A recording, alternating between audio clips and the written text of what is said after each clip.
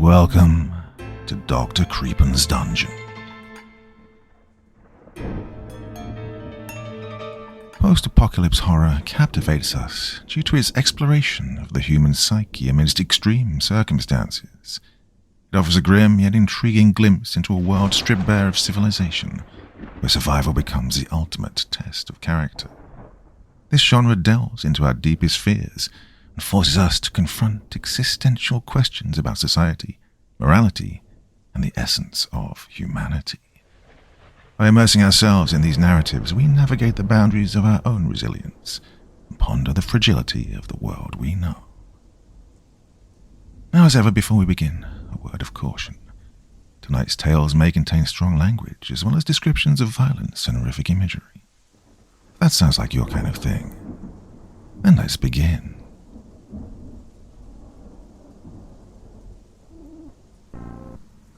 I don't know what's worse. The screams that ended a few weeks ago, or the silence that has fallen since then. Before, I felt like everything should be done to help others. Now, in my self-reflection, I just don't know anymore. It was like any other day in the city. Sunny, crowded and busy. I was walking to work at a large national bank, where I recently began an internship. I remember the day well because, besides the obvious fact that the world ended on this day, I'd finally convinced myself to talk to the cute secretary across the hall from me. Things just seemed to be going my way that day. I walked to work every day, and the flow of traffic was straight my way. That's when the alarm sounded. There was a mass panic, as is expected. I watched as thousands of people ran in hysteria, all going absolutely nowhere. Some of the people ran for the subways, anything deep in the ground. Now, there's only so many places to go, and, as I stated before, people weren't getting very far. The only option I really had was to follow all those going into the subways. There were some military personnel in the corridor, instructing us down the tunnel, wearing full military gas suits, like they were equipped for some sort of bio-air attack. You couldn't see their faces at all, and they looked ominous. Some people were crying, and the children were screaming as their parents dragged them into the ever-darkening tunnel. It must have been a few hours that I walked in darkness with crowds of people before more military personnel, dressed in similar attire as described before, signaled us to turn left into a behemoth of a vault. The characters N77, R2D, 80F were written across some of the steelwork. I was lucky enough to have gotten in because I heard gunshots after walking through the metal frames and the large bronze doors were shut behind us. More screams could be heard outside and more gunshots. Things got quiet outside after a few minutes. The explosions began around 15 minutes later. The sound was deafening, and the ground shook like the gods themselves were trying to kill us. The children continued to scream through it all, and continued long after. The thing that disturbed me the most was the lack of noise outside. Things remained quiet in the vault for the next few days. People talked about what it was that might have happened on the outside, and the general consensus was that a nuclear explosion had detonated on the surface. It was a miracle that we were all still alive, to be honest. There was a small cafeteria for us, but it was obviously overwhelmed by the amount of refugees here. The food rations were fairly small and seemed inhumane, though we all knew there wasn't enough to go around.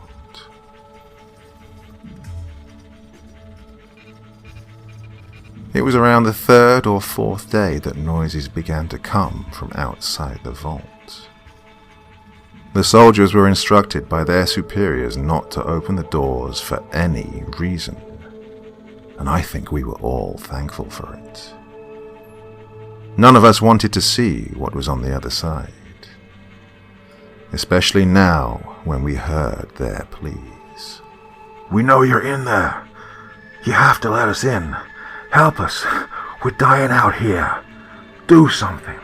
For the love of God, help!" Their cries went on for around 3 hours before gunshots sounded on the other side of the door. Oh, I don't want to know who those shots came from, but we were all glad for the quiet.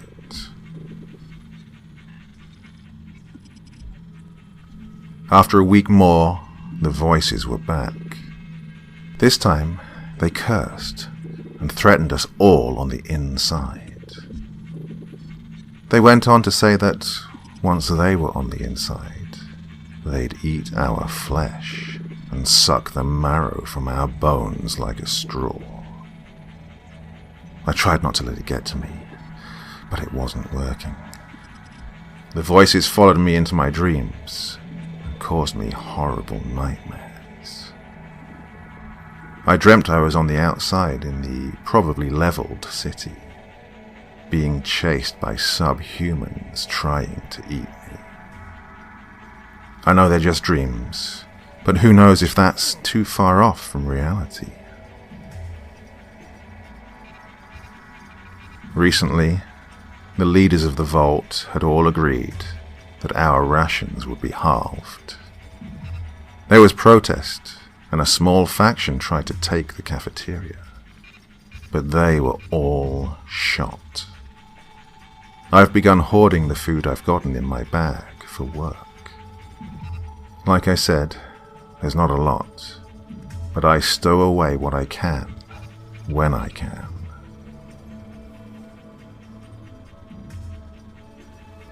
They're inside the vault now, and they're not human. I caught a glimpse of them as I ran through the corridors, and those things are not humans. They have horrible green glowing eyes, and their hairless skin is yellow. I locked eyes with one of them, and in that moment I felt the hatred he, or it, felt for me. A step, 2 steps, and then finally a burst of rounds into his head from his left. I didn't stop to wait and greet my savior. No, I ran. I ran as fast and as hard as I could run. You'll probably think me a coward for what I'm about to say next, but I don't care. I arrived in the cafeteria and went straight for the kitchen. Breakfast was being served, so one of the storerooms wasn't locked up, and no one was around. I locked the giant door behind me and listened to the carnage outside my door. Some shots continued to ring throughout the next couple of hours, and then were silenced. I spent my time taking stock of what food I had, and it was enough to survive for, let's just say, a hell of a long time.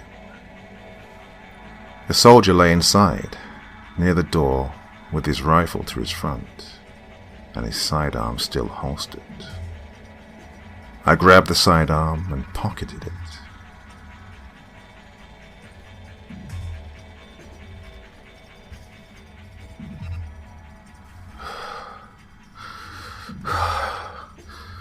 I've been in this room for longer than I can keep track. By the amount of cans stacked against the wall, I can guess a month or so. The corpse in the room began to rot a long time ago, and the stench is horrendous. It fills my nostrils day and night. The worst of it is, they know I'm here. They know I've locked myself in this room, and they keep telling me I'm going to die here. I'm going to die in this room. This is the place. They whisper to me in my sleep that they'll peel my eyelids off of my head and rip my fingers off one by one.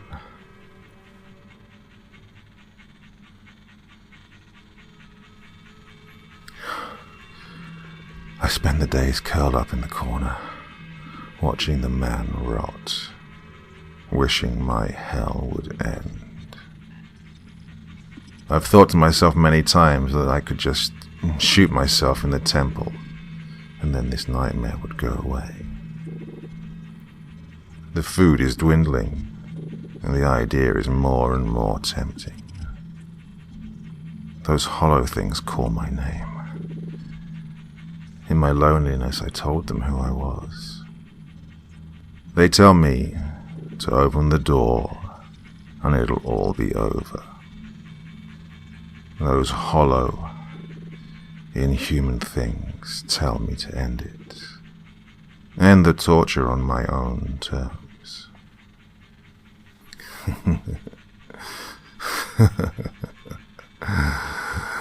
They got one thing right.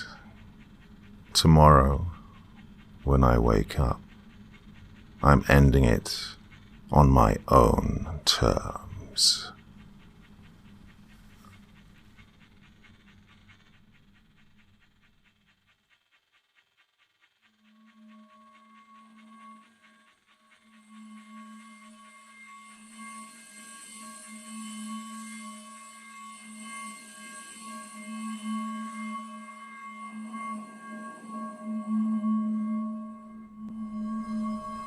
She stalked the dark hallways of the school, making sure that she made no unnecessary sounds that would attract anyone.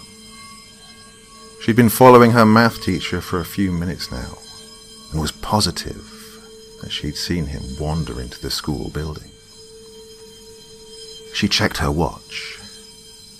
She had about an hour to the curfew. The school was deserted, as it had been for the last summer month. She was being extra cautious.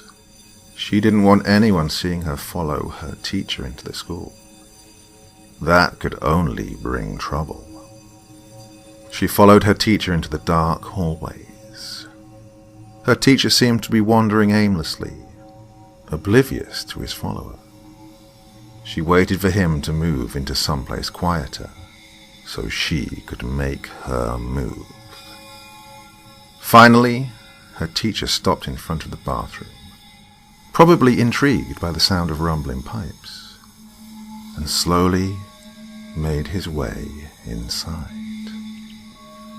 Perfect, she muttered to herself as she reached around for her pink backpack and withdrew a bloodied, solid lead pipe from within and made her way into the bathroom.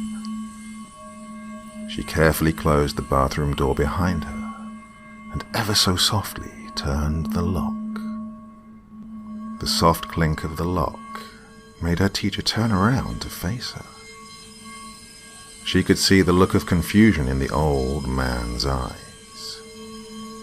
She followed his gaze to the lead pipe in her hands and watched as his face contorted into a hideous snarl as he lunged towards her. A smile forming on her lips, she sidestepped and drove the pipe with all her might into the back of his head with a sickening thump. She watched him crash into the floor. Soon enough, a pool of dark blood formed around his head. She had done this way more often than she cared to admit.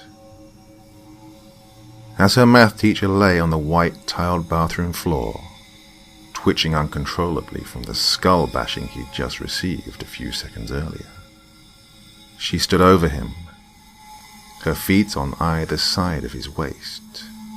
She looked him right in the eye and said, "This is for the C- on my last paper," and drove the pipe into his skull again, finishing him. As she wiped blood and brains from the lead pipe, the walkie-talkie in her backpack crackled. Bulldog, this is Base. What's your status? Over. Base, this is Bulldog. The school is clear. I repeat, the school is clear. Returning to base now. Over and out. As she made her way out of the bathroom, she glanced towards the corpse of her math teacher and muttered to herself, "Man, this zombie apocalypse is stressful."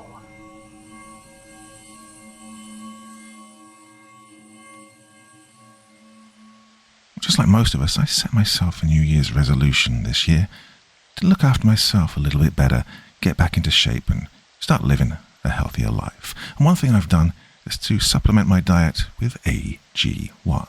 Now, AG1 is a powerfully simple supplement, full of vitamins, minerals, whole food source nutrients and more, in a single scoop that takes seconds to mix each morning. It helps to support your brain, heart, energy, and immune health. My personal experience with this has been fantastic. It has just slipped so easily into my daily health routine. Now, this comprehensive and convenient daily nutrition supplement has many, many benefits. First of all, I find that my focus and energy level improved. The mixture of rhodiola, magnesium, and B vitamins support sustained energy throughout the day, meaning that I no longer get that caffeine crash that I used to get after so much coffee in the morning. I also find that my stress and mood balance is much better. Now, this is down to the powerful plant extracts, adaptogenic herbs, and antioxidants that help support my metabolism and promote mental clarity, alertness, and better focus. And, moreover, well, I'm not getting any younger. It certainly helps with healthy aging. Those phytonutrients from whole foods in the AG1 promote longevity by supporting cellular metabolism and health of the skin, brain, and heart. And, well, I could certainly do with that. Now, the reason I love it so much is that it's become an effortless daily habit. Now, we know that when setting intentions, consistency is key, so building healthy habits can be quite difficult. That's why AG1 has been designed to be as quick and simple as possible. Just one scoop, once a day, mixed with water. It takes less than a minute, and it tastes good too. So if you want to join me and take ownership of your health, try AG1 and get a free 1-year supply of vitamin D and 5 free AG1 Travel Packs with your first purchase. All you need to do is go to drinkag1.com/creepen. That's drinkag1.com/CREEPEN. So join me, check it out now. It's been 2 weeks since this whole thing started. It all started with a tanker accident. It was all over the news. Everyone thought it was just another oil spill. There were plenty of volunteers, plenty of people wanting to help the poor, defenseless animals. Plenty of victims. Within hours of the tanker accident, it started happening. The animals had gone crazy. They were scratching and biting the cleanup volunteers. They said it was an adverse effect of whatever was in that tanker. Rescue workers were still trying to get the crew out of the ship. They could hear the screaming inside. There were screams to open the doors. But that's when it all went to hell, as soon as they cut the door out. There were 6 minutes of broadcast before it went silent. 6 minutes of screaming and agony. The ship's crew attacked the rescue workers like rabid baboons. They were breaking bones and tearing flesh. The people on the shore weren't faring any better. Those that had been attacked by animals were attacking everyone else. It was worse than any war zone report. It was sheer brutality. And yet the broadcast still went on for 6 minutes. There were 6 minutes, and then blank faces. Nobody could explain what was happening. They tried to continue with the regular news, the economy, the weather, and a cute human interest story. But they couldn't make us unsee what we'd seen. I tried to continue with my regular existence, but every time I switched on the news or walked by a newsstand, it was there, this big mystery. They had some explanations. Oh, it was an infection, or maybe brain parasites, but it didn't matter. It wasn't the infection we were afraid of. It was them. 4 days after the initial report, a state of emergency was raised. And yet, we've all seen this before. It's in every zombie movie ever. People didn't know who to trust. People were stockpiling food and weapons. Some tried to flee. But it seems every zombie movie was right. They didn't make it. 3 days later, they arrived in my town. I expected moans, shuffling corpses, and dismemberment. But that's where the movies lied. They ran through the streets, screaming.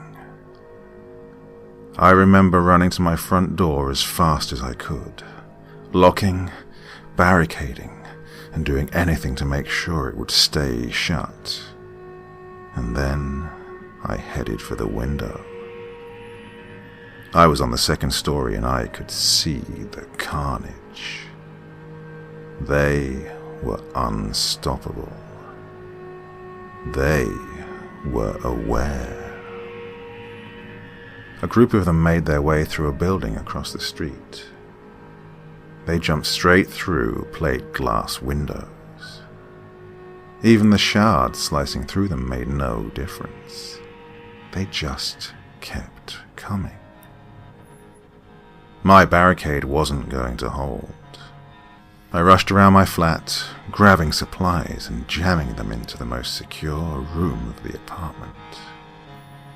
I went back for one last look across the street, and I wish I hadn't. In a second-story window, my face met one of theirs. They knew where I was. I quickly dashed into the room and locked the door. I didn't have any kind of panic room or a secure basement, so the safest place I could think of was my bathroom. There were no windows and only one door. It had a lock. I filled my sink and bathtub full of water so I could stay for a while. I sat there in the dark room with the distant screams in my ears. I began to feel like I may have overreacted. It had been 2 hours with no sign of them. It actually got quieter, and I thought maybe they'd moved on. Maybe I could leave the room and get to the kitchen. I could grab some more food to wait it out. Then, a crash came through the front door. There was the sound of someone running full force into the door and knocking down the barrier behind it. There were a couple more crashes before I knew they were inside. There were rapid footsteps moving around the flat, a couple of screams, and then a bang on the wall beside me. My eyes were open to their widest, even in the pitch-black darkness of the room. There was another bang, and then another. They knew I was there, and they knew I was scared. This was the zombie nightmare I'd been expecting from the start. I had nowhere to run. There was only so much time before they would break in. I sat with my back to the door, hoping my extra weight would make it harder for them to get in. Then, it got worse. Why don't you open the door? There was a voice on the opposite side of the door. There were no screams or moans, just a quiet, whispery voice. And then, more of them. We've come for you. You'll be happier if you open the door. It's not so bad. The whispery voices became a cacophony of noise, trying to persuade me, to break me, to fool me. I'd heard that the moaning of zombies would drive people insane, but this was worse. A siren call. I sat in the darkness and hoped and prayed that they'd get bored. But they don't get bored, and they don't leave. I managed to use the mirror to peek under the door, only to be greeted by horrible, unblinking eyes, blood-smeared faces, screams, and more horrible whispers.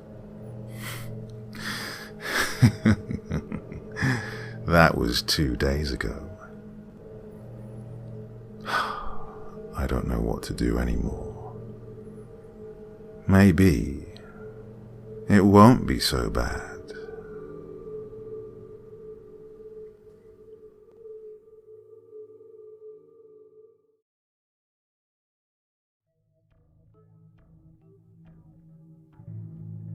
I don't have long left. They're coming for me, and it's only a matter of time before they find me.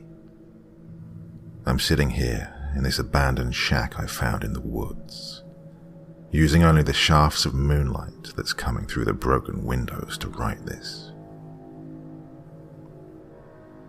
I know that this will be the last chance I get to warn anyone, to tell them to find safety and hide.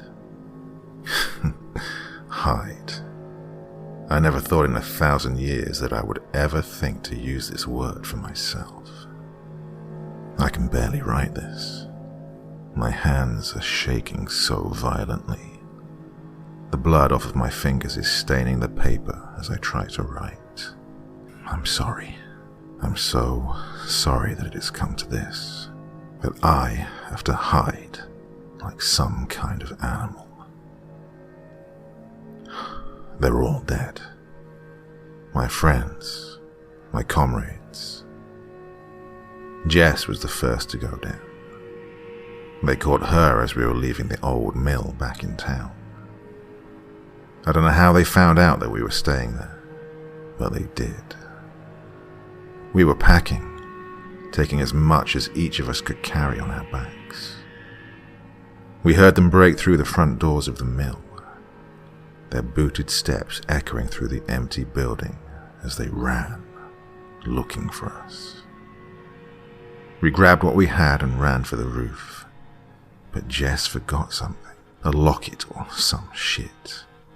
I told her to leave it, we'd come back for it later, but she couldn't leave it. Jess had told me once that the locket was a gift from another life, from a time she would never forget, a lover lost to war. I wasn't surprised that she wouldn't leave it, but I still tried to beg her to come with us, that it wasn't worth it. The others tried to tell her as well, but they were the ones who told me to leave her. They're the ones who told me that we needed to run. It had just started to rain as we went across the roof. We could barely hear those first gunshots over the low rumble of thunder above us. The first screams still echo in my ears. I can hear them as if they were still around me, The screams made my skin crawl, the air filling with the sounds of death. And then, silence. The four of us were scaling down the ladders when the silence filled our ears. A deafening sound. We all stopped. We shouldn't have stopped, but we did. Luke was on the ground already. He was always the fastest out of the five of us. He was looking up at the roof, just as we were. Zach was beneath me on the ladder. Abby was above me, frozen as she waited. I should have known she'd have called to the roof for Jess. She should never have called out after her. We might have gotten away if she hadn't. It was only seconds after Abby had called out that we saw the black figure look over the edge of the roof. And I know my eyes went wide, just like the others. That black, menacing figure. I'd heard so many tales of black dogs being omens, or black cats, ravens and crows. But I had never felt as afraid as I had right then, when I was staring up at the faceless black figure that stared back at us. It was Zach that finally broke the silence. He yelled for us to jump and run. We were still halfway up the building on the ladders, and looking down, I remember seeing Luke shouting up at us. I couldn't hear what he was yelling. The gunshots were too loud around us. I didn't get a chance to jump. Zach grabbed my ankle and tugged me hard, forcing me to release the prongs of the ladder. Abby had already jumped off to the side of where she'd been, hurling herself to the ground below. She'd always been able to make these kind of jumps with such precision and beauty.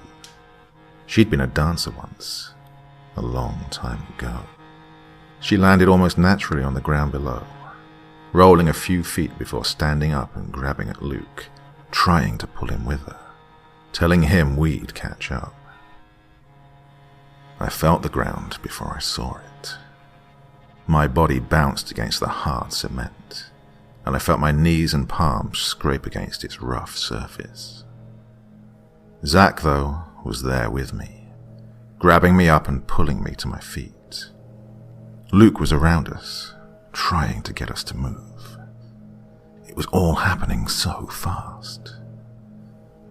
I remember briefly looking back at the mill's roof and seeing 8 black figures, now all of them shooting towards us. But we were faster than they were anticipating. We weren't Jess. We weren't reckless and rushing in blindly like she had. The next thing I knew, the 4 of us were running down the alley between the old general store and the florist. Zach brought me here once. It was one of the only places in this small town that sold our favorite brand of drink. It had been back when I'd first met him, after I'd wandered into the town. I remember that day like it was yesterday. His dark hair and those violet-colored eyes. He was dashing and polite, but so mysterious. I'd been so thirsty from wandering through the woods that surrounded the town. So hungry. I still don't know how the 4 of us managed to get away from the mill, but we knew that it hadn't been without sacrifice. None of us talked about Jess. None of us questioned if she'd catch up or where she could be. It was like all 4 of us knew the answer without asking it aloud. I knew there was no way she'd gotten out of there alive. They'd killed her, just like they'd kill us if they caught us. Luke was the first one to speak as we ran across Main Street, leading us into the old movie theater. He said what we all knew. We had to leave, to run as fast as we could and get out of there. He told us of a sanctuary, a place where we'd be all safe. St. Louis. I'd never been there before, but I knew that it was at least an hour and a half away from our little town of Herman. Zach asked him how we'd possibly make it there, and Luke just told him we'd figure it out. I almost felt as if maybe Luke knew what was to come, but was just too afraid to tell us. Abby was already checking the theatre, making sure that we were safe, at least for a few moments. She was the quietest of us all, so she always was the first to volunteer to go scout around if we needed it. When she came back, though, none of us were ready for the look on her face. She had no colour on her face, which was saying something due to how light-toned she already was. She told us we couldn't stay here, but of course, when Luke asked her why, and she wouldn't answer, he pushed her out of the way and walked into theatre number 1. I shouldn't have followed. I should have listened to Zach when he told me to stay with Abby. My hand shot to my face immediately after walking into the dark room. I covered my mouth and my nose. The smell of blood was so overwhelming that it made my stomach lurch and turn. At least 15 people, all of them dead. There were bullet casings covering the floors, and the bodies were just thrown across the chairs and in the aisles. Zach told me later that this was where they'd lured everyone at first, that this was how they got so many of us down so quickly. I still didn't understand what was going on, though, but I was too afraid to ask. Abby came running into the theatre room shortly after, telling us we had to leave right then. We didn't ask questions. We didn't need to. Zach ran to the back of the theatre, back past the screen, and pushed open the door to the back alley. We ran. We had to. We left our temporary hiding place and ran back out into the rain that was now pouring down from the sky, like buckets that were being dumped down on top of us. We had to run for the forest, to where we had constant cover and safety. But that was at least 8 blocks away in either direction. We were almost in the center of town. Luke thought we should head towards where the bus station was, back on the east side of town. It made the most sense because St. Louis was east of here. But Zach thought it would be too obvious, that they'd probably be waiting for us and that the roads most likely had roadblocks by now. But it was Abby who thought much differently. She'd been so quiet this entire time, but finally she said we needed to go back for Jess. Zach just looked at her. Luke bluntly said no. Abby, though, wasn't going to settle for that answer. She started to cry. Or maybe that was just rain dripping down her face. She asked what if Jess was still alive, or hurt, and needed help. The 3 of us knew that we couldn't go back, regardless of whether she was alive or not. But Abby didn't want to hear it. I begged her to stop getting louder, but soon she was shouting at us, calling us monsters, telling us that this was all our fault. Abby said she was going back by herself, that she was going to get Jess. She kept backing up, and we were trying to get her to stay, to calm down and think about this. But just as she stepped back to where the side alley of the theatre was, her head jerked to the right, an explosion of blood spraying from the left side of her head. She made a sick, groaning sound, as if trying to talk, and then just dropped to the ground. I know that I screamed, even though I shouldn't have, because Zach grabbed my arm and pulled me to him, and Luke began to run the opposite way down the alley. East it was. I was in shock. I hadn't even heard the gunshot before she fell to the ground. Abby and Jess were the second people I'd met when I'd come here. They were in the general store, buying the same brand of drinks that Zach was buying for me. They were beautiful girls, and best friends. They'd been friends since before they could remember, and they were nearly inseparable. In fact, over the past numerous years, I can only recall a handful of times when they'd been away from one another. Jess had been in love with Luke, but Luke liked Abby. Unfortunately, Abby had never gotten over her lost love.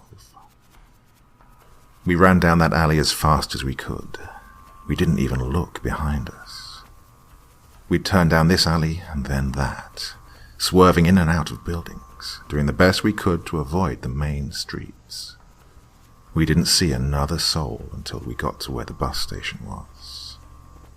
Herman Station was small, nothing big and glamorous, just a small outdoor station with kiosks where they sold the tickets. It was quiet there.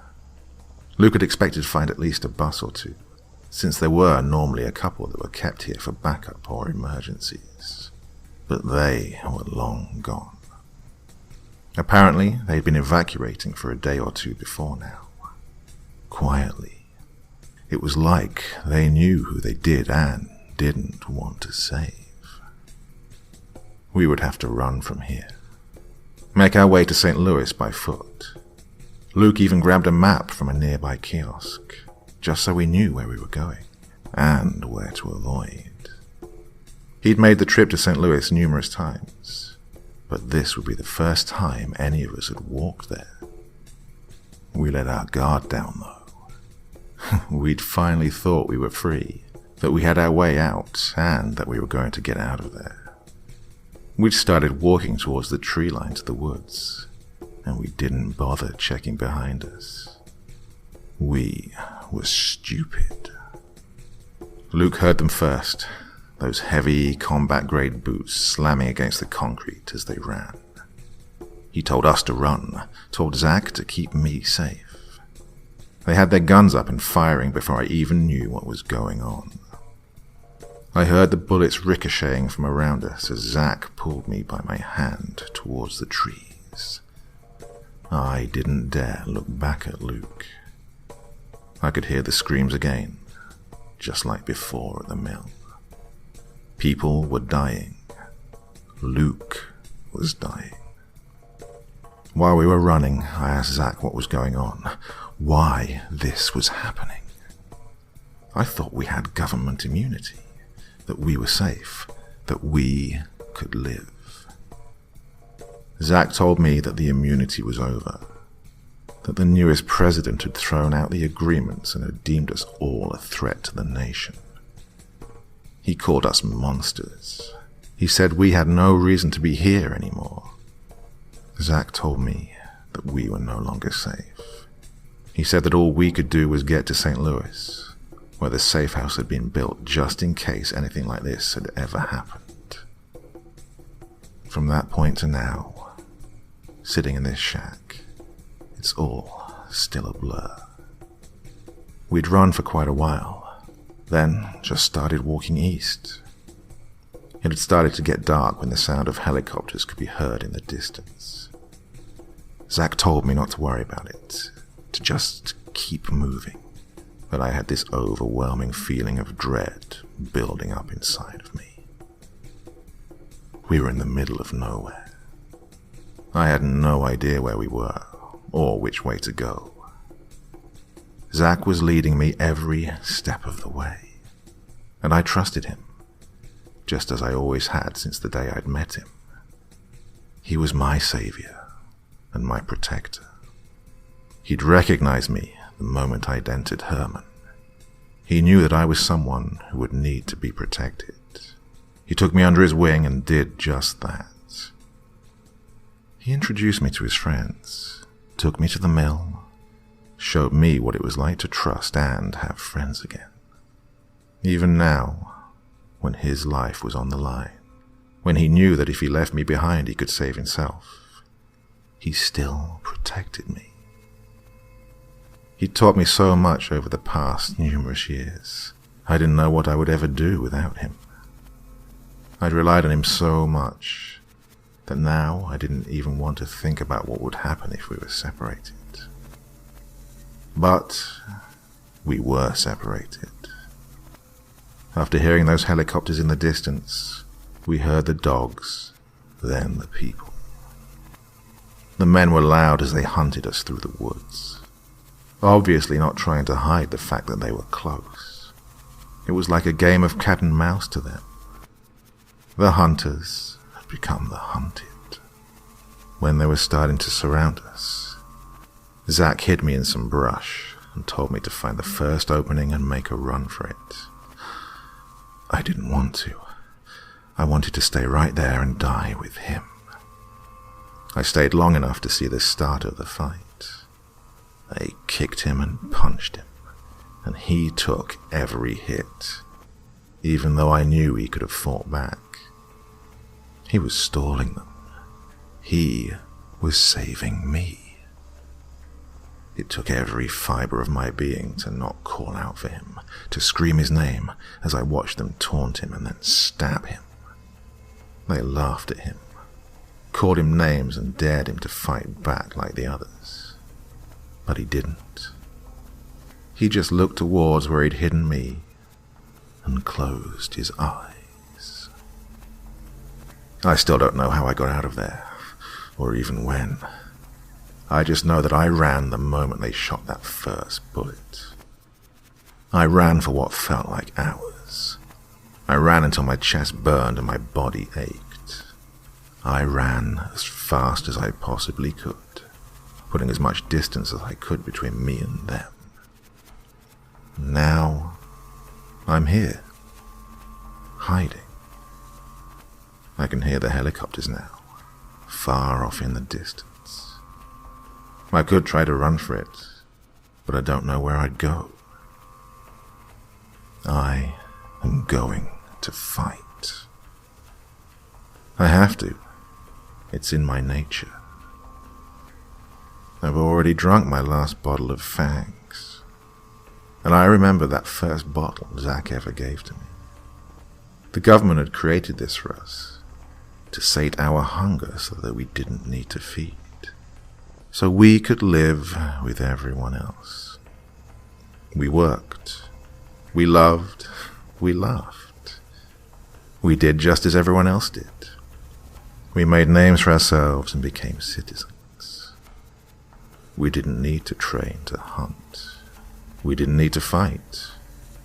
We grew weak and civilized. We were no longer monsters.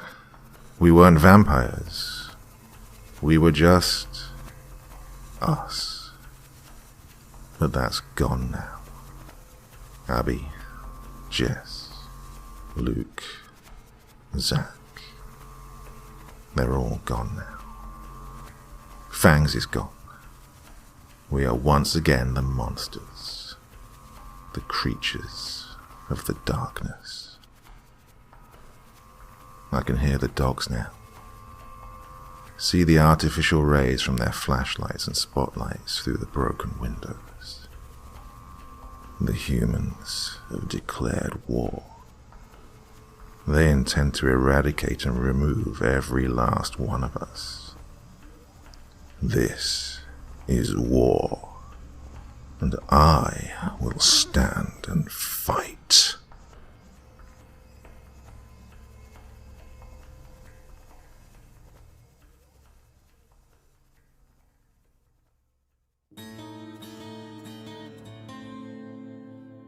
One Colt AR-15 semi-automatic assault rifle.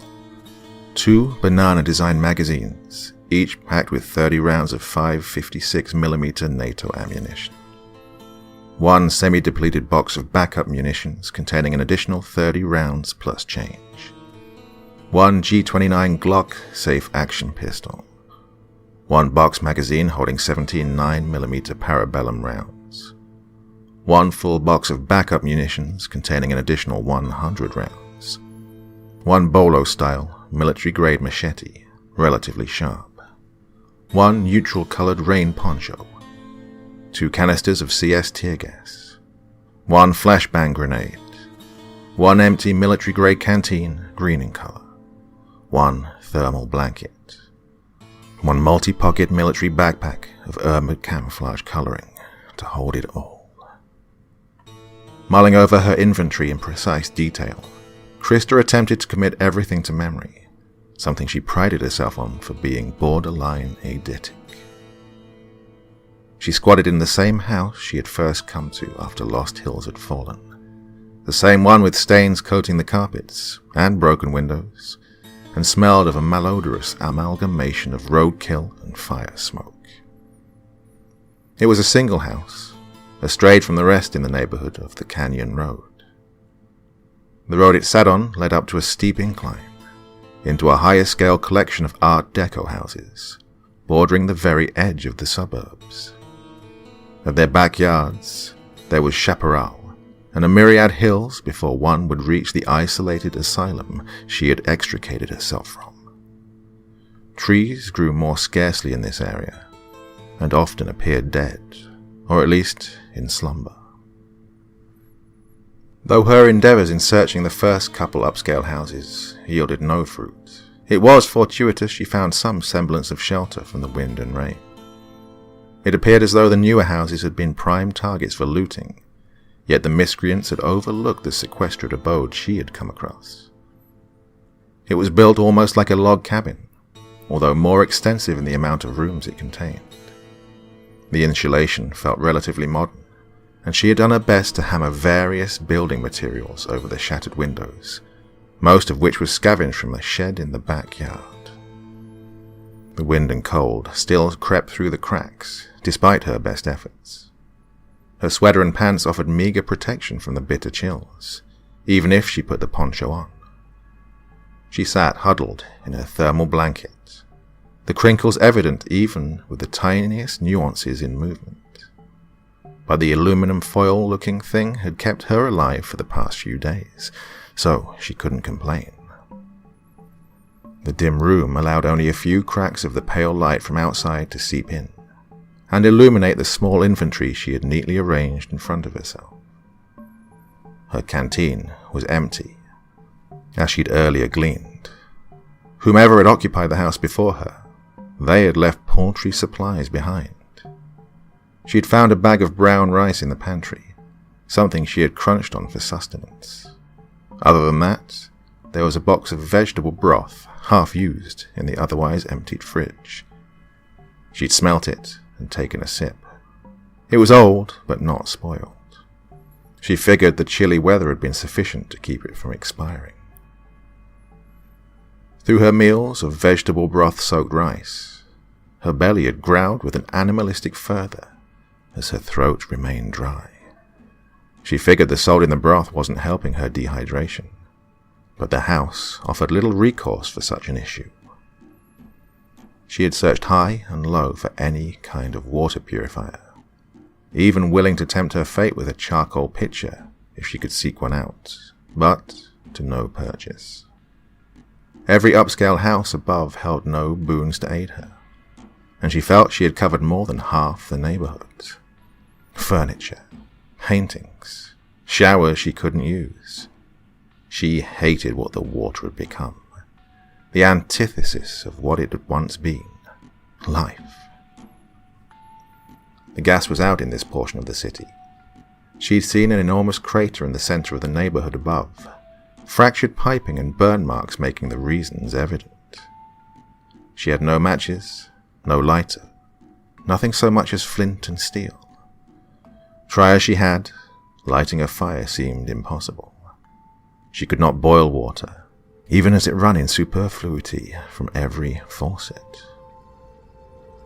Sometimes she stood in front of a faucet, turned on, staring down with hollow eyes and a pallid expression befitting her scenario. She would have to move on today. All the rice was gone, and she was slowly dying of thirst. Even if further into the suburbs and closer to the city was more dangerous, well, so be it. She had the means of defending herself. She mostly worried of encounters with alphas or the other humans left over. The changed she would deal with and get by as she needed. Krista stood and stretched, allowing the blanket to fall from her back. Perhaps, if she were lucky, she would come across her sister. She grinned wryly. "Oh, my dear dim-witted Crystal, where art thou?" Her stomach loudly growled in response. "Dear stomach, I have received your numerous transmissions, and am in agreement. I, too, am completely starving. Please stop spamming my brain with your signals. Thank you, she muttered.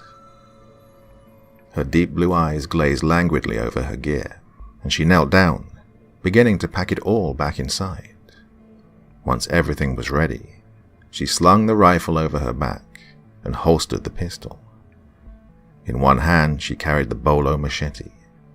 She used the other to pull the hood of the poncho over her dark bangs and pushed the front door open. Into the cold, sprinkling weather she forayed, exiting the property and continuing down the canyon road until she finally reached the first intersection of the main suburbs. Even after only a mile of walking, her legs already felt weak. She groaned at the shaky feeling, scanning the surroundings of her first path of houses. Decrepit, ransacked, abandoned. She gleaned changed, roaming aimlessly along the road further down, and grunted, knowing she would have to go that way in order to reach the various outlying plazas of convenience stores and pharmacies. She convinced herself to search the houses for leftovers, but she knew her calories were burning fast. She needed better chances of rewards, and she'd no clue if the houses had been truly abandoned by their owners or not. The last thing that would help her appetite and thirst would be a double-barreled shotgun aimed at her head. Public property was always a safer bet in her experiences. She gave the bolo a few practice swings and felt her arms beginning to tire out. The muscle fatigue was alarming, but not wholly surprising. She elected to holster the machete in its sleeve and draw her rifle. She adjusted the iron sights and knelt down, steeling herself to fire. With a loud pop, the first shot detonated, illuminating all the space around her as the clattering of the brass shell casing resounded along the asphalt. The first shot, although her aim felt shaky due to hunger, landed a headshot in the nearest changed. The others, seeing the flash, put a spotlight to their potential meal, began to turn and stumble towards her. Krista stood and sauntered towards each, wishing she had the strength to trust herself with the sheathed melee weapon. It was a waste to use ammunition at such close range. As each came close, she fired a single time into their head, and was rewarded with identical results in each trigger pull. One by one, they fell. She silenced over a dozen before their groans finally succumbed to silence, and she lowered her rifle, smiling. Such fodder, she taunted a body, tapping it with the end of her shoe as the hole in its head spilled black blood into a large, swelling pool beneath the pile. Stepping around the pile, she nonchalantly unloaded her magazine and rolled her backpack around to the side of her body, using her offhand to place the ejected cartridge into a side net. She opened the pack, letting the rifle fall by its sling to her side. She rummaged until she found the box of long rifle rounds and began popping them out one by one. She worked as she walked, not fully paying attention of whatever lay ahead.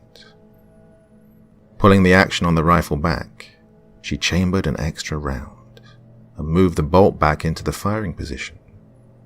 Then she began to fill her magazine back up until it would take no more bullets. Once she zipped the backpack up and reloaded the magazine, she gasped in surprise, halting in her tracks as she almost tripped over the charred bumper of a car. She looked beyond and noticed the rest of the vehicle was nearby. It was a vacant, burned-out shell, hardly recognizable save for the fact it was once a minivan. Her eyes scanned around the van, and she quickly realized she'd come across a large parking lot, one the road had turned into. Krista looked behind herself, seeing she had veered off the main road. The parking lot belonged to that of a large mall, she surmised, gazing across the parking lot positively filled with charred and twisted metals. She cocked an eyebrow, wondering what could have happened to cause every single abandoned car to have been cast ablaze. As she cautiously trudged through an asphalt aisle, keeping an eye for any change lurking in between the skeletal wrecks, she kept looking ahead to the mall itself. It appeared derelict, as she expected, the lower windows boarded and caged off to the public. But what really piqued her interest were the many messages scrawled in graffiti along the entire bottom. The whole scene felt vaguely uncanny to her. She was curious why a place that must have held host to so many people as society was falling could now be deserted. Nothing so much as a corpse seemed to decorate the other morbid and ubiquitous remains. The cars. So many. All the same. Burnt, melted, deformed. As she grew closer to the frontal walls, she could make out the various messages upon the walls. She'd expected gang nonsense or phallic imagery, but she was startled by the rather poignant and even foreboding notes others before her had left. Leaving this world is not as scary as it seems. Do not enter, cursed. Even the chains shall not tread here. You've gone too far. I'll have more fun in hell. And finally, God doesn't watch inside here. Different colors, different graffiti styles, different messages. She examined each closely. The silence, all-consuming and total, exacerbating her bad case of nerves. Peering high up, she gazed upon the whitewashed sign reading the name of the mall. Cold Pine Mall. Before the end, she had scarcely strayed towards this side of town. Her family had resided in the more upscale areas in the eastern suburbs, further from the city. Despite the seedier nature of her surroundings, she was impressed by the sheer size of the supercenter. Krista looked left and right, searching for a way inside. She chalked the messages up to people scaring others away before they could intrude. She made sure her rifle was ready to encounter any hoodlums within. The underbarrel flashlight attachment functioned well, and she had no reservations of trespassing if it meant the potential for food. It seemed she had overlooked a colloquial entrance of sorts, a dark patch of the interior peeking out from behind a board that seemed to have been torn off based on the nails lying around the panel of what she assumed had been a window. Then, someone had propped it back up, as though to hide inside. Krista sharply exhaled and turned on her flashlight, peering inside the broken window. Inside, she gleaned what looked to be a clothing department. She noticed the silhouettes of stationary mannequins within, still donning their respective apparel and staring into empty space with lifeless, glazed eyes. Besides the clothing strewn about the ground on occasion, and the rare overturned mannequin, she was pleasantly surprised to see the store had been largely untouched. It seemed as though everyone had left in a hurry, and ever since then, nothing had entered the dusted palace. Krista pushed the board aside and shimmied her way inside, prudently scanning the area for any changed or ambushes. Every silhouette in her periphery remained still as she searched the first room, making sure they all really were mannequins. Satisfied that she was alone, Krista began to venture further into the very dark department store, the smells of old cloth and mothballs wafting through her nostrils softly as her footsteps echoed against the far walls. In the abject silence, it seemed every noise she made proceeded with great headway, disappearing into the darkness. Though the first location had been empty, Krista remained on her toes, knowing people could be further inside. But she also knew she would have the jump on them. If there were others within, she would see whatever light they had before they saw hers. She cupped her hand over her torch, just enough to allow a small sliver of her LED to pierce through, just enough to see where she was going. She was intrigued by just how dark it was inside, even though it was the middle of daytime outside, even if there were clouds. The pale light still should have cast more within the place than she was noticing. Krista exited the clothing department and the central hallway, where all storefronts purveyed their names and various inviting odors to all passers-by. At least, they had. Now, the silent ruin was only a morbid reminder of what society had been. Peering left and right, she was mildly surprised by the fact that the entire place appeared pitch black. No barrel fires to ward off the cold.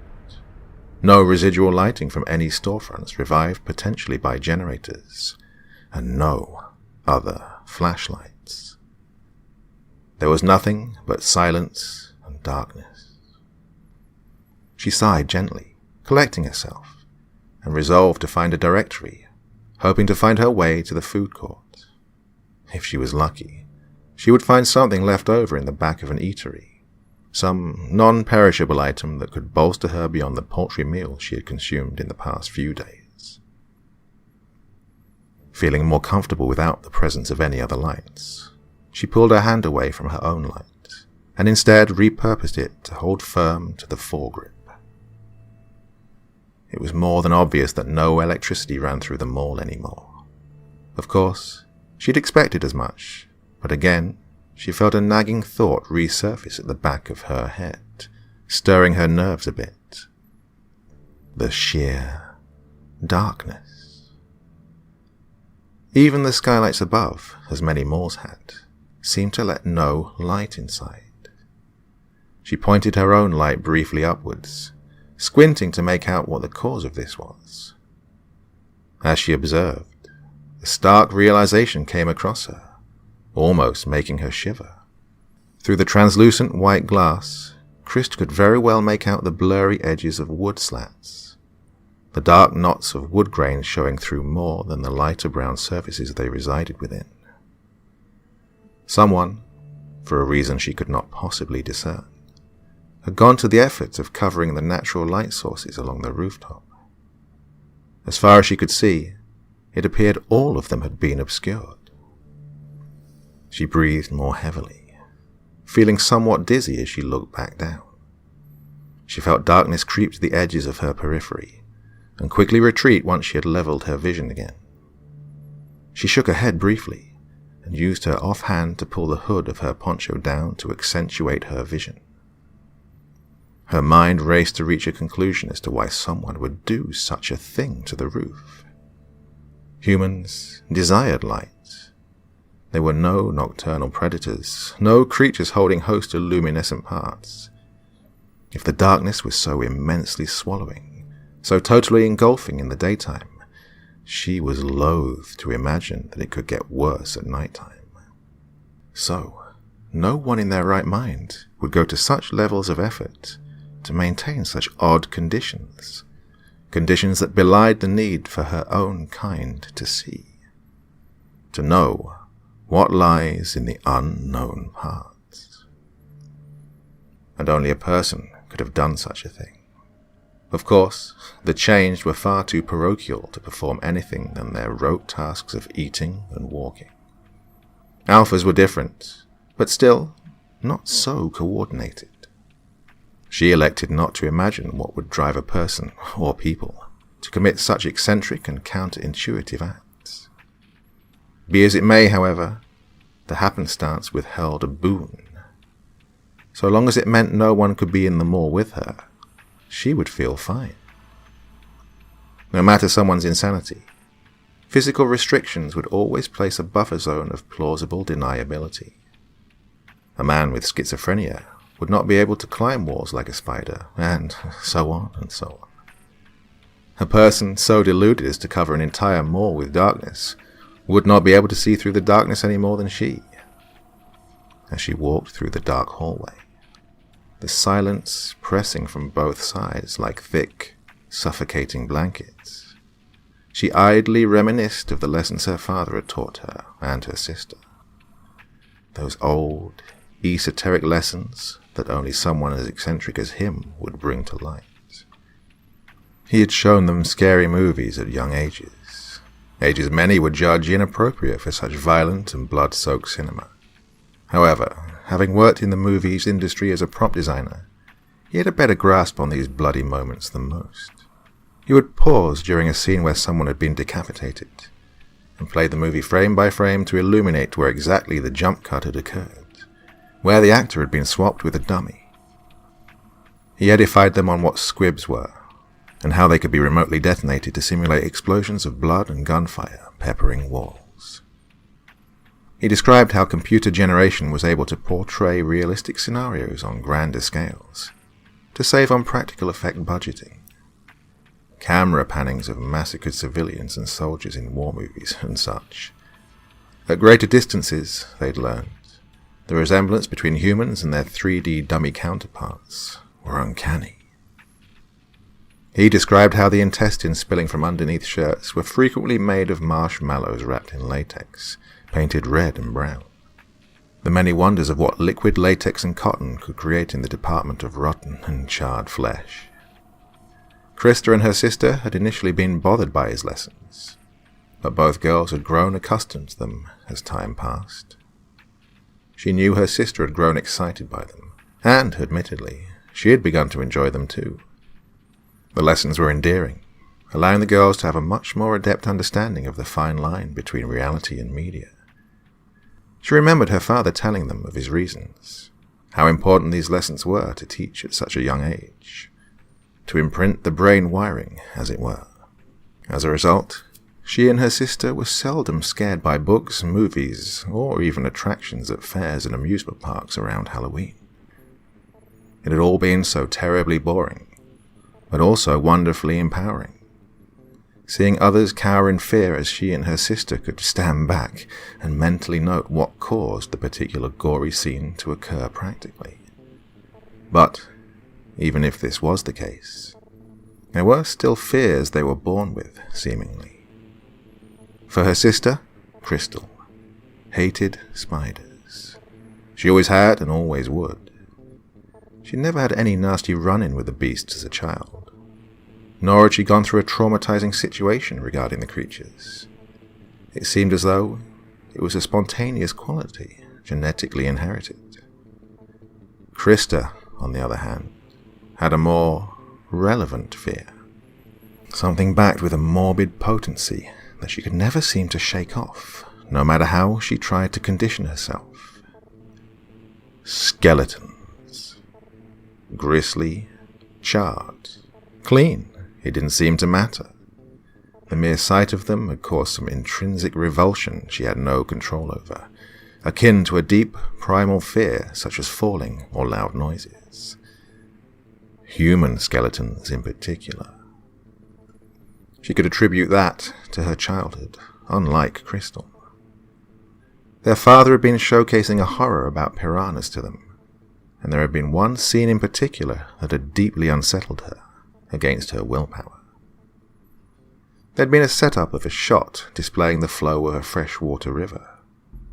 A black jungle cow had been forced to ford the river, and had nearly submerged everything but the very top of its head, as to allow its nostrils to breathe.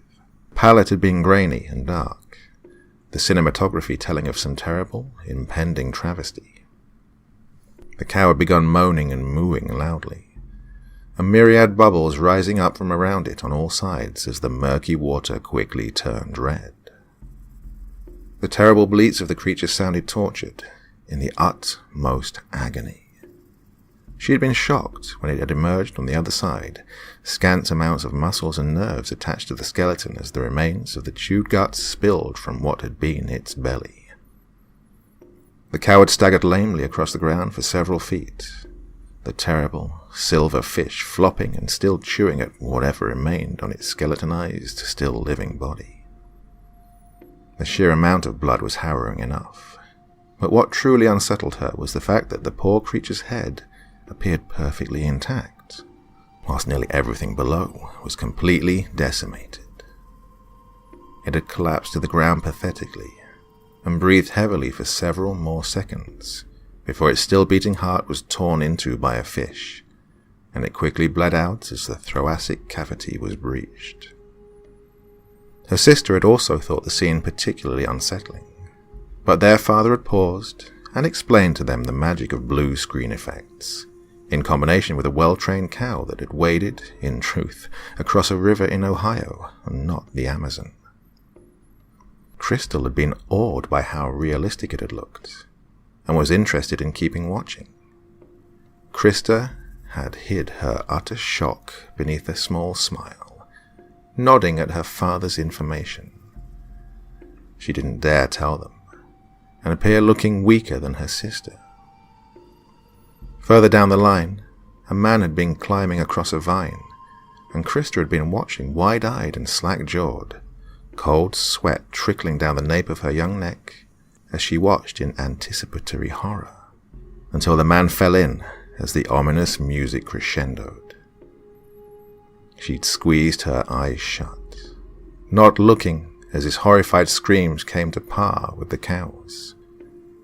After the cries had ceased, she'd peeked out, just in time to see his gristle-culted skull float to the riverbank, an eyeball hanging out and the jaw agape in silent horror. Crystal had heard her dad chuckling at the scene, and had actually joined in at just how over the top it had been played out. Just to be sure, her father had been certain to show them the behind-the-scenes features in the movie menu, to add more than his own insight into the production process. Krista absently stared at the ground as her sister and father had watched with intrigue, seeing the special effects used in the river scenes. She'd looked up, a faraway gaze in her eyes, to see the actor had been devoured standing outside the river, covered in fake blood and wrapped in a blanket, as he grinned widely into the camera. A producer had him hold up his skull, as she explained how they had created the prop. The director commented on nonchalant things, like how the river had been cold, and the actors and actresses who had entered usually needed hot showers afterwards. She hadn't been listening. Those horrible moments kept playing in her head on loops. As her dad and sister kept watching the behind-the-scenes footage, she had subconsciously curled into a ball onto the couch, feeling terrified even though her father sat directly next to her, and her sister next to him. Nightmares came for years afterwards, though she never dared relent and tell her parents what they were about, no matter how many times they had run into her, screaming. She remembered always looking across the room to her soundly sleeping sister, a hateful envy bubbling just beneath the surface of how easily she had shaken the movie away. Every movie their father had showed them after that, she remained indefinitely apprehensive of a monster eating someone, leaving only the bones behind in disgustingly quick fashion. A person falling into a vat of acid to have their remains float to the top. A fiery explosion searing the flesh off those caught in it in borderline cartoonish manners. Of course, her father had explained everything away and remained none the wiser to Krista's plight. Nor did her sister or her mother. No one ever knew, because she never told them.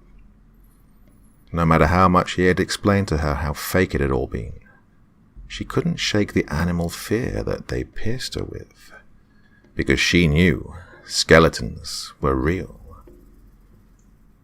She avoided touching her eye socket edges or even her teeth. The bump on the side of her wrist made her nauseous whenever she looked at it. She tried her best to avoid even looking at people's kneecaps.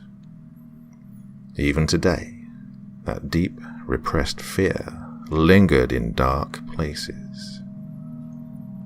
She'd only ever told her therapist, one she claimed to see for unrelated reasons to her family, for which they fully supported her. She only told him because she knew he could tell no one else her disclosures by law. "I couldn't hurt you," had always been the caveat of his sessions. "Skeletons are a natural part of us. Like muscles and blood and organs. None of those bother you, right? They didn't, but his rationalizations had never truly helped her. She continued, her low, careful steps, of which still echoed in the abject silence.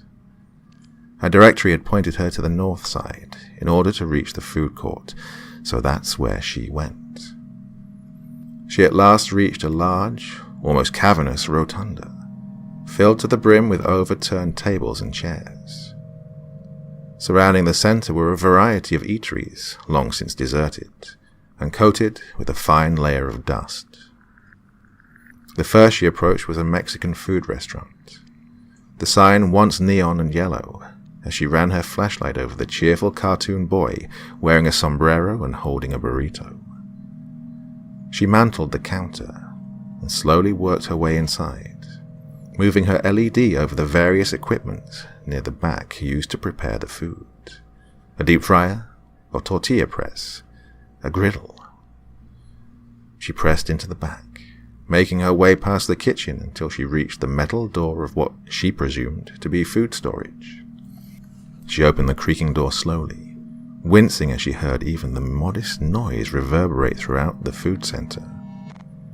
Peeking inside, with the barrel of her gun and the flashlight, she smiled upon seeing the metal racks of the pantry. On the shelves resided a few cans of pinto beans, black beans, stale taco shells, moldy tortillas, cans of enchilada sauce, and various canned vegetables. Should have brought a bigger pack, she muttered to herself, although not allowing the elation of finding food to be lost on her empty stomach. With little thought, she tore open a package of the taco shells and quickly began to crunch loudly upon them, savoring the hard, borderline tasteless food more than anything. Although difficult to consume, she'd no doubt the meal would satisfy for a time, and possibly bolster her weak muscles until she found a way to properly open the cans. Krista searched high and low for a can opener, yet to no purchase. Tentatively, she extracted her bolo machete and gazed upon it wistfully, wondering if she would waste more food in trying to open the cans than she would procure. As she continued to devour the stale shells, she began to fill her backpack to its brim, loading it heavily down with beans, vegetables, and even a large can of enchilada sauce, before she zipped it back up and sighed contentedly. Her luck appeared in her favor, it seemed. At her first try, she'd already found enough food to feed her for a week if she rationed. She would make it a point to camp nearby and keep salvaging non-perishables from the other eateries, still surrounding her and untouched by others. She chuckled to herself as she climbed over the counter once again and dusted herself off as she began to make headway back with her pregnant backpack. Though her pack was heavy, she found solace in the shells she continued munching on, still catching the flavors of grease and salt despite the expired nature of the taco constituents. She remembered she'd passed a camping store not too far back. Perhaps, if she was lucky, she could find a propane stove and cook her meals to warm her cold insides. She could spend the night in a tent and set up propane lanterns to illuminate the dreary place. She grinned, liking the idea. Already, with more food in her system, she felt positive thoughts begin floating back to her, erecting the layout of plans she would practice in the next few days. Collect as much food as she could, salvage what supplies she wanted from the camping store, load it all into a shopping cart or a bigger rolling backpack, whatever she could find. Krista paused her steps, however, thinking that she heard something behind her. She turned around and, unsurprisingly, there was nothing. Perturbed, but not frightened, she chalked it up to the echoes of her own footfalls, reverberating in odd ways in the cave-like structure she now walked through. It had almost sounded like a clattering sound, though, something far different than her rubber soles connecting to the linoleum below. Not metallic clattering, though, nothing so brazen or loud. It sounded vaguely more subtle, like someone was dropping sticks upon other sticks. All the same, she shrugged it off, and found the camping store after a significant amount of backtracking. She shone her flashlight inside, pleasantly surprised to see how untouched the place appeared. Displays were still up, and boxes were still neatly organized on shelves. Her light glazed over something white, a creamy pale, and standing slightly taller than her. 2 orbits resided within. In the brief second they'd been illuminated, she was convinced they were eyes.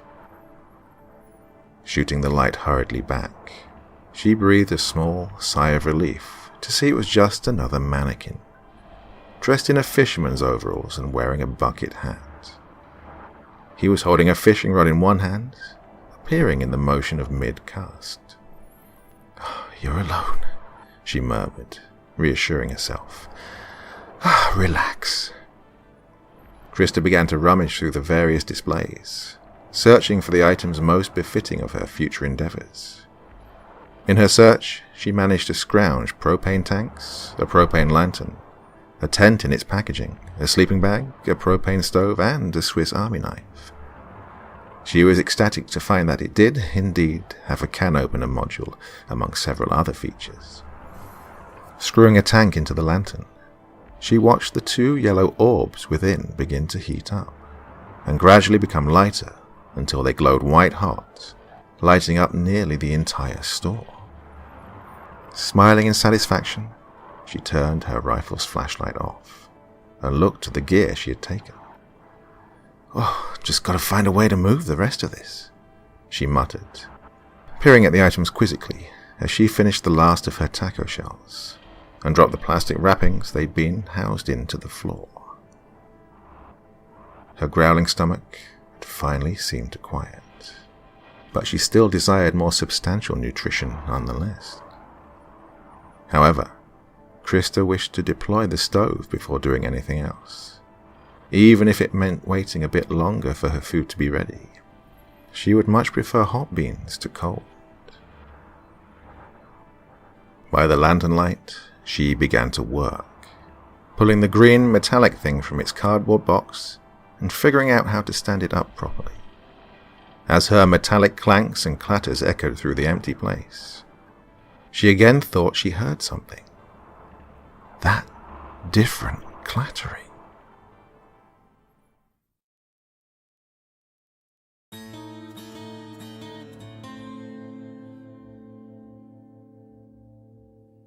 By the lantern light, she began to work, pulling the green metallic thing from its cardboard box and figuring out how to stand it up properly. As her metallic clanks and clatters echoed through the empty space, she again thought she heard something.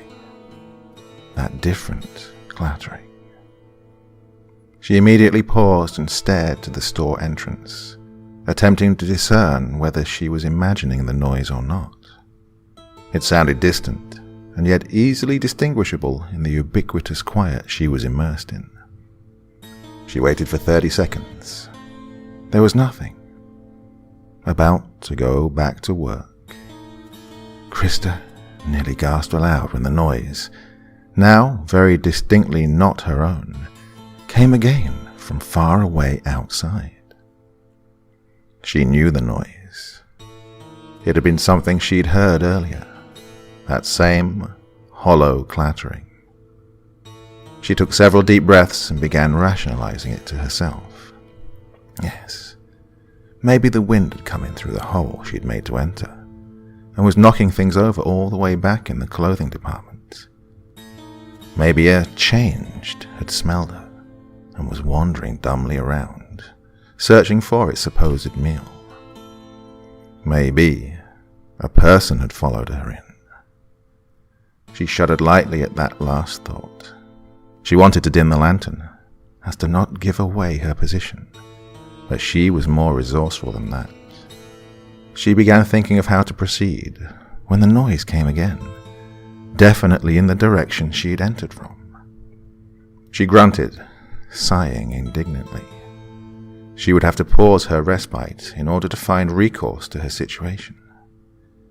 She figured the noise must have been the mannequins in the clothing store being knocked over, based on the hollow nature of the noises.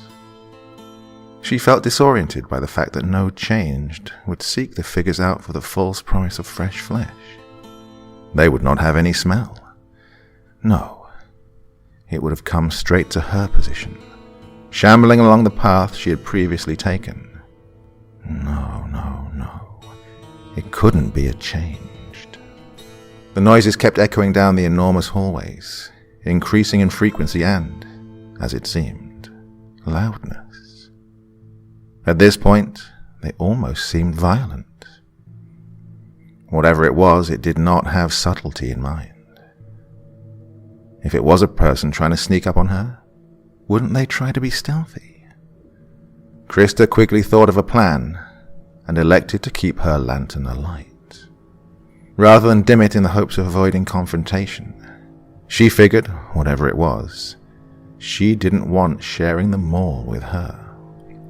Rather, she stepped behind the sales counter and propped up several large boxes to obscure her upper half, save a small slit, enough so she could poke her rifle barrel through and cast a single, steely blue gaze above the iron sights. She'd moved the lantern closer to the front of the store, darkening the area she had sequestered herself within. Taking hold of a can of fish bait, she arched an arm upwards and heaved it across from her encampment, seeing it land in the linoleum hallway and tumble across loudly until it smacked against the cage, sealing off the beauty store directly across from her. Whatever was inside with her, the noise she made would expedite its attempts to seek her out. The distant clattering stopped, and her eye lowered, ready to fire upon whatever came into view. If it was a person, she would yell at them to put their weapons down. If it were people, she would gun them down unless they were unarmed. If it was anything else, she would also gun it down. An idle thought crept through her mind, that maybe an animal had wandered inside. Her mouth watered at the prospect of meat.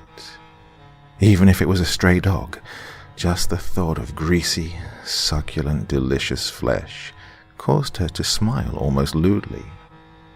She would marinate a choice cut in the enchilada sauce, let it ferment nicely for a few hours, and then she would sear it on the propane stove until a nice, crusty char appeared on each side. Then she would serve beans on the side, hot and soaked in their own juices, coalescing with the grease of the meat. As she stewed over the potentially delicious meal, she again began to hear the clattering. Closer, louder. Its echoes tumbled down the hallway, coating every inch of empty space with noise. The balcony walkways of the second floor above her sounded as though they were the source of the noise, even though she was almost positive it was on her floor. Despite the increasing intensity of the noise, she still had great difficulty in discerning what exactly could be creating such a cacophony. She imagined, again, it would be the noise of someone running around with a backpack full of sticks, dry and clattering. It was the noise of hollow plastic tumbling across a flat linoleum floor, being dragged violently by some anomaly of evolution, depraved enough to commit such an unsettling act. It sounded like bones, even.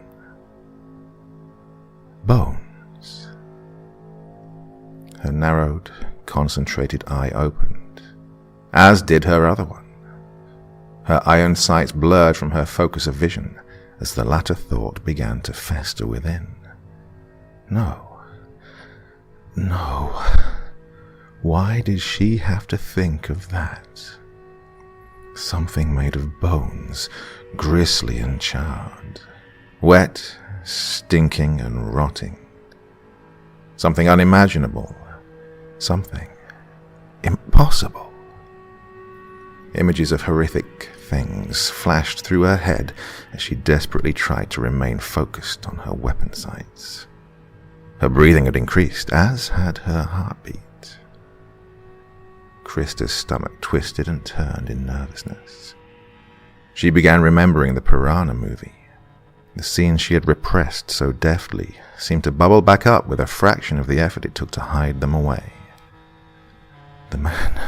The man, he was alive. The cow, alive.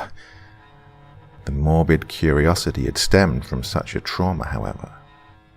She had researched, hoping to further sequester the idea into disbelief. That mere fish could do such things to her fellow humans. Well, though exaggerated, the movie had not been terribly far off from reality, she had found out. Sitting in a computer chair, her young, glimmering eyes quivering in fear as she scanned the articles, reading through actual events of piranha killings. The events were rare, but not impossible. They had happened. Chemical accidents where flesh was wholly melted away, leaving the macabre remnants. Even more common, especially in third world countries. She hated the thoughts, but their intensity seemed to be surging as an insurmountable epicenter of fear began to rock her to her core. Her brain was trying to convince her that something evil was coming towards the storefront. Something ungodly, some new type of change that retained nerve function even after its flesh had been eaten off, just like the piranha victims. What was coming toward her was a human skeleton, and it wanted to eat her. It would eat her alive, its terrible, dry teeth grinding and hissing as it would bite chunks away from her screaming form. Its strength would be impossible, even lacking in muscles. It would snap her own limbs like toothpicks, breaking her body until she couldn't run anymore. She would watch helplessly as it tore into her soft parts, taking scores of intestine and guts out with every savage tear, digging its bloody skull deeper. "Shut up," she whispered, gritting her teeth, steeling herself to fire. She was infuriated to feel tears running down her cheeks, in disbelief of how much she had let her nerves get the better of her. It was an animal. No, it was a changed. No, it was a person. Whatever it was no childhood nightmare, as her brain betrayed her into believing. That was completely irrational. The clattering ceased. The total silence returned. Krista was shocked to only hear the beating of her heart in her ears again. She held her breath in anticipation, pursing her lips as the noise had been so loud. She assumed whatever it had been was just around the corner. And then, unbelievably, a voice came. "Hello?" Small and timid. Feminine. It sounded so incredibly familiar. Krista was given pause. She lowered her weapon, and her sharp blue eyes widened when she realized who it had belonged to. "Crystal?" she replied. "Krista, is that you?" the voice asked. It was impossible. There was no way her sister, the sister she knew had no clue where Krista was, could possibly have found her and followed her into the darkness. "Step around the corner, Crystal.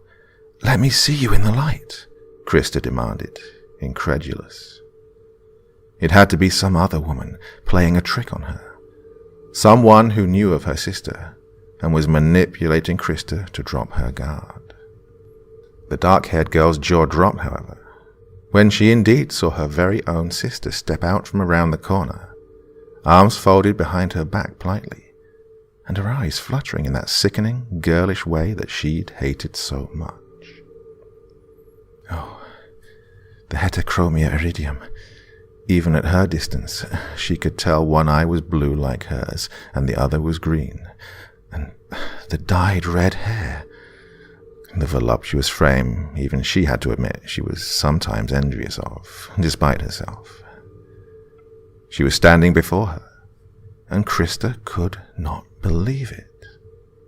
She pulled her rifle off her sling and placed it on the counter in front of her.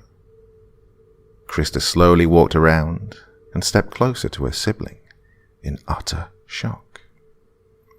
"Why didn't you say something when I first went in?" Krista asked, lacing her words with characteristic haughtiness to hide her happiness at the chance meeting. "I thought you were something else." Her sister smiled sweetly. "What did you think I was?" She stooped down and picked up the lantern, so it was closer to her pretty face. "I don't know." Krista put a hand to her aching head and looked to Crystal, finding herself returning the smile. "God, I'm just glad it's you. What happened to you anyways? Are the others safe?" "Krista," her sister spoke in a low, goading tone. "What on earth did you think I was?" Krista cocked an eyebrow, perplexed. Why? What does it matter?" Crystal's smile turned a bit darker. Her brow lowered, and her lips grew tight in the grin. The shadows cast dramatically over her face took a more unpleasant turn. "Crystal," she asked, vexed by her sister's odd disposition, "what's wrong with you?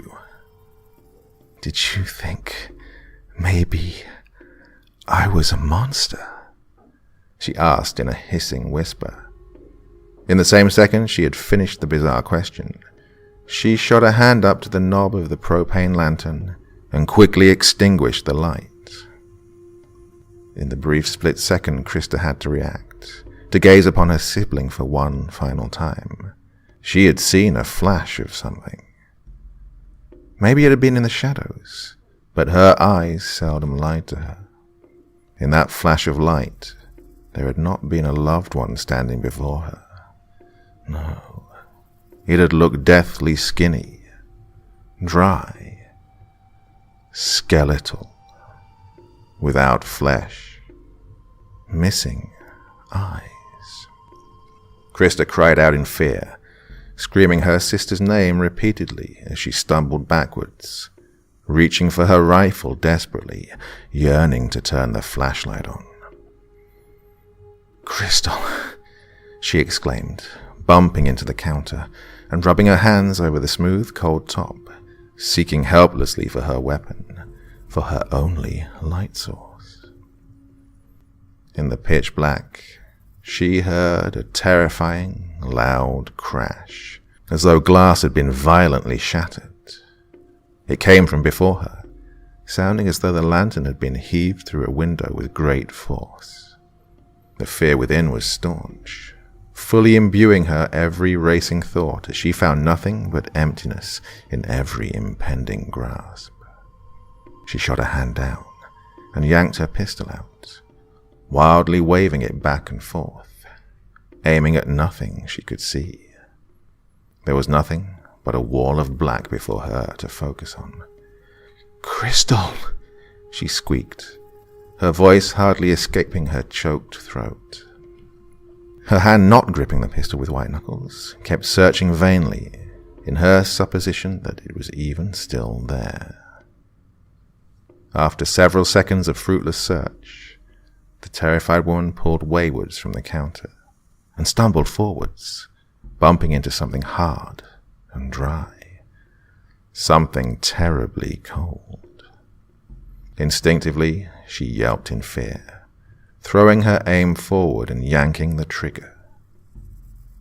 The gunshot was deafening in the relatively enclosed space, the echoes reverberating more potently than the clattering ever had. In the terse flash of yellow, there had been a smidgen of a sight, something to give a marginal piece of feedback into what she had fired into. It had been the mannequin, of which had now toppled over from the Newtonian force suddenly implanted inside of it. "Crystal," she croaked again, begging what she hoped was really her sister to reply. There was nothing. She fell back to the floor, patting it in desperation for what she hoped her AR-15 would be. After what felt like ages, but in reality was mere seconds, her fingers scraped the metal barrel. Sighing tenuously in relief, she yanked it up and shoved her firearm back inside its holster. Standing up, Krista fumbled for her light switch, feeling intensely as though something was watching her with malicious intent. At last, she was able to activate the LED and quickly shone it back and forth throughout the store, swallowing heavily as she rapidly understood there was nothing else within. She was alone. As Krista surveyed the store, she gleaned that the lantern had indeed been thrown through a front window. The tiny crystal-like shards of glass glinted back at her like stars in the dead night sky. She observed the wrecked lantern strewn across the way, residing near where she had tossed the fish bait to gain the intruder's attention. Clambering forwards, her legs wobbly with nauseous fear, Krista leaned down and snapped up her backpack, keeping her eyes locked on the entrance and the threatening darkness beyond. The eerie silence had again returned. Now she could only hear the crunches of her boots upon broken glass as she slowly made her way outside the store, still feeling a strong sense of disquiet. Even disregarding what had just happened, her instincts were screaming for her to run away, to assume flight over any kind of fight. Her whole body seemed to be vibrating in fear, tense and impossibly cold as nervous beads of sweat ran down the nape of her neck. Despite the potential gains of remaining and salvaging what she could, Krista could not shake the overwhelming feeling of dread the place instilled in her, the sheer horror. Exiting the camping store, she looked behind herself, the powerful light beam casting its illumination as far back as the first tables and chairs of the food court. Beyond them, she could only see darkness. That same awful wall of black she had nearly been devoured by. Before she turned away, however, a distant form caught her attention. Human. Shrouded mostly by darkness, but the outlines remained enough to allow her to discern that it was standing far away and staring back at her. "Who the fuck are you?" she screamed, filled with a terror-fueled fury. "I'm gonna shoot." The faraway form entered the peripheral light, however, and Krista was just as confused to see it was Crystal again. Only, she looked different this time. She was haggard and bedraggled. Her eyes were wide with fear, and her red hair was drenched in what appeared to be sweat. Even at this distance, Krista heard her hurried breaths, and knew just how filled with fear her sister was. It frightened the older sibling to see her little sister in such a state. She was loath to reminisce a single experience she'd endured to witness another human being more terrified than her sister looked in that moment. "Crystal!" she shrieked, fed up with her games. "Krista!" she sputtered, her voice weak and choked with anguish. In the even further distance, there was an unbelievable noise, something she was convinced could only have come from a banshee. A shriek, high-pitched and seemingly never-ending. It sounded close behind her sister, some unknown nightmare of folklore lurking just behind the veil of black. Crystal! The older sibling cried, beginning to run forward. No! Crystal let out a blood-curdling scream as something impossibly fast yanked her down in a blur. She smacked her head on the floor going down and cracked it open. As blood began to spill profusely downwards from her gaping wound, the younger sister looked up for a final time, her gaze laden with intense sadness and fear. Then, something dragged her beyond the flashlight's reach and into the darkness violently. Her screams were the only part not obscured by the spectacle, as they quickly swelled into louder, more high-pitched wails of agony.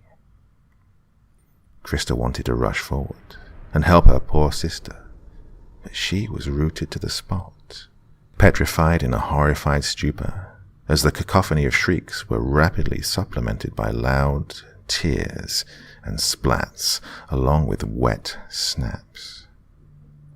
Krista ground her teeth to dust in terror, unable to even scream in her own fear, as tears liberally spilled down her cheeks and dripped onto the cold linoleum beneath.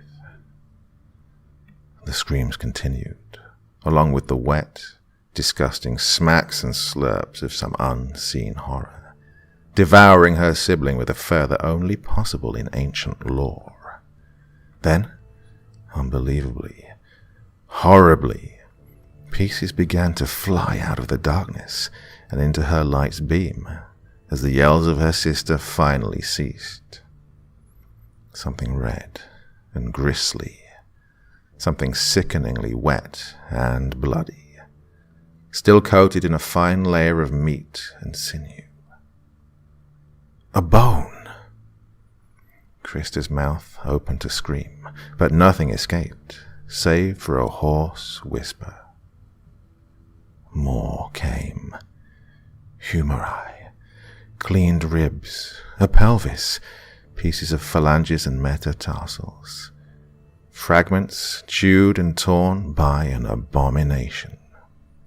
And, as a final horrifying centerpiece, a circular, red-yellow object like a porcelain ball tumbled to rest in front of the rest of the gristle-coated remains.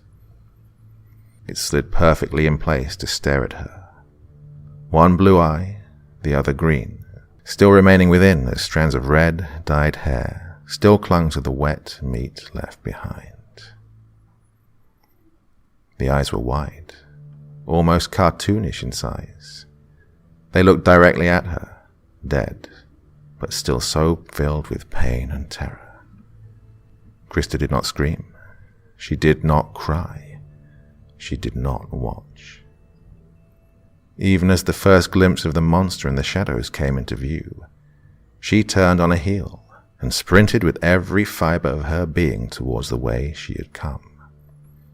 Her muscles burned, but her horrified brain did not care of such trifles.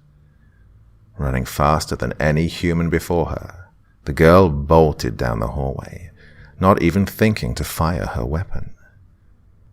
She could not fight her worst nightmare with a piece of metal, interwoven with polymers and plastics. A piece of lead, or even several, would not halt the monstrosity behind her, the clattering of its footsteps seeming to grow even closer as she desperately tried to escape. As it gained on her, she began to hear rapid clicks, in addition to the awful clatters of its footsteps. She entered the clothing department, shoving past mannequins and toppling over any clothing racks that came into her path. It was only when she caught the glimpses of evening light streaming in through the board that she had pulled away and barreled into it without a single thought of the glass beneath that she was forced to turn around. As she tripped over the threshold of the shattered window, falling backwards into the dead grass strewn with shards of broken glass, she was forced to cast but a single gaze upon the amalgamation of terror that pursued. It was a human skeleton, gigantic, nearly 9 feet high. Its fingers were like claws, hanging with tendrils of fresh meat. Its insides were bloody as though every piece of crystal it had devoured fell impotently through, splattering back to the ground of the kill site. Only when she looked upon the head did she even think to scream. The head was the skull of a fish, enormous, completely disproportionate even to the mismatched skeleton it had been lodged into. Its eyes glowed a yellow hue, and its razor-sharp teeth revved up and down at the speed of a hummingbird beating its wings. The clicking was more evident to hear now, as its enormous eye sockets came within a foot of her face, ready to grind her expression into mincemeat with its chainsaw-like mouth. As her screams continued, and it fell upon her, she squeezed her eyes shut, awaiting her impending doom, the agonizing pain of being devoured alive, the utter horror of becoming a mess of what she feared most after it was done, like her sister. She screamed and screamed, but only after several seconds had passed was she able to briefly quiet and peek into the maw of darkness before her. The darkness. No creature residing within. Nothing eager to turn her inside out. Inside, she saw a shadow. Not hers. Not possible, as it stood within the black. Like a form of physicality, and yet not. It cast a shadow upon the darkness itself. She stared with wide, tearing eyes, as it seemed to stare back at her. Then, like a rush of spilled water, it dissipated into the ground itself. Krista shimmied backwards, not feeling the punctures of broken glass into her palm as she made several meters of distance between herself and the square of black.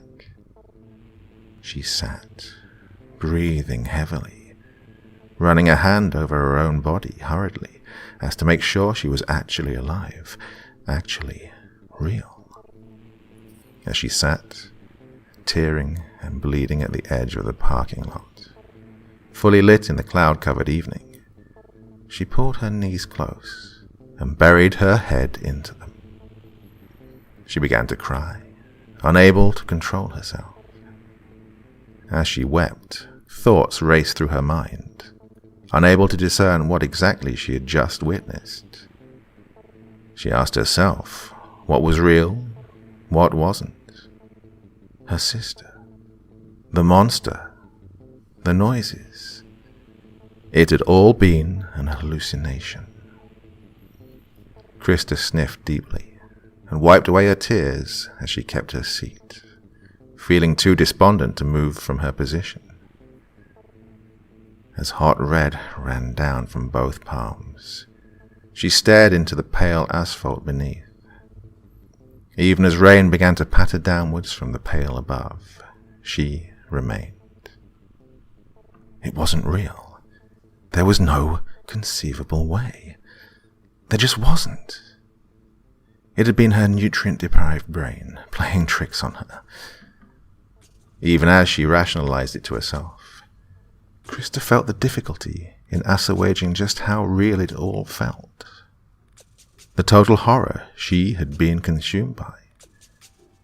It wasn't real, she whispered. It wasn't. After nearly an hour of sitting, doing her best to explain away everything to herself, Krista stood and looked to her bloody hands, and then to the pale, gradually dimming sky above. It hadn't been real, but she had to find Crystal now, more than ever. Not that she doubted she was hurt, or worse was out there, but certainly not inside the mall. Crystal was alive somewhere else, and Krista resolved to find her. She knew this because even in her stupor of terror, she remembered something. Something her brain had gotten wrong. Crystal's right eye had been blue, and her left was green. The heterochromia iridium. In reality, it was reversed. Krista chuckled in a jaded manner, the sound completely dry and devoid of any actual latent humor. Lightheaded and still recovering from her exhaustion, she made a final approach to the original white wall where she had gleaned all the other graffiti messages. She looked to her hands with a depressed, surreal stoicism. Extending a bloody finger, her eyes were empty and pale as she inscribed her own warning. After the admonishment was complete, she took a few seconds to read it herself and then turned around, ready to collapse and sleep somewhere dry. Then she would find the others. And then she would find her real sister, not some monstrous hallucination. As she exited the parking lot, searching for an empty house to rest inside, the rain began to pour onwards, though her message remained guarded by a high awning. The caution read, Satan's Theater.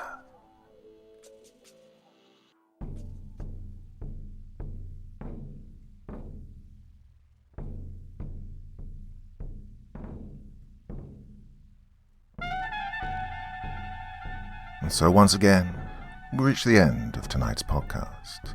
My thanks as always to the authors of those wonderful stories, and to you for taking the time to listen. Now, I'd ask one small favor of you. Wherever you get your podcast from, please write a few nice words and leave a 5-star review, as it really helps the podcast. That's it for this week, but I'll be back again same time, same place, and I do so hope you'll join me once more.